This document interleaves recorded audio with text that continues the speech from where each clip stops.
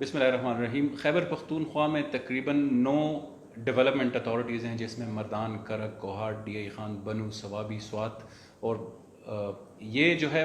Functional تھے 2002 میں جب provincial urban development board dissolve ہوا، تو اس کی وجہ سے ان کی کارکردگی متاثر ہوئی، اور کوئی قانون سازی نہ ہونے کی وجہ سے وہاں پہ جو ڈیولپمنٹ اتھارٹیز ہیں ان کے ترقیاتی کام یا ادھر ریکروٹمنٹ یا ادھر کی جو ریونیو جنریشن ہے وہ کافی متاثر ہوئی.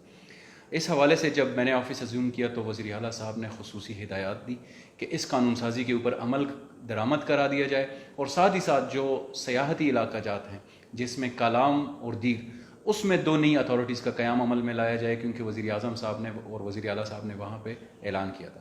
اس حوالے سے یہ تقریباً ہماری 3 سے 4 مہینے کی ایفرٹس تھی، جس میں آج جو ہے وہ آرڈیننس منظور ہوا. گورنر صاحب نے آرڈیننس پہ دستخط کر دیے ہیں. اس سے جو یہ اتھارٹیز ہیں ان کی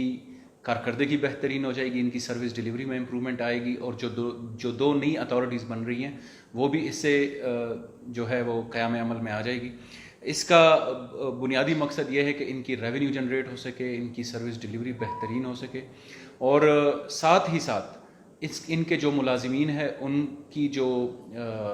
ایک معلق رہی تھی، جو سسپینڈڈ تھی، ان کی پروموشن اور کیریئر پروگریشن، وہ بھی اس سے جو ہے وہ ایفیکٹولی کام کرنا شروع کر دیں گے. اور بنیادی طور پر اس کا مقصد یہ ہے کہ جو ان ڈیولپمنٹ اتھارٹیز میں لوگ رہ رہے ہیں، شیخ ملتون ٹاؤن میں اگر رہ رہے ہیں، کوہاٹ ڈیولپمنٹ اتھارٹی میں رہ رہے ہیں، بنو میں،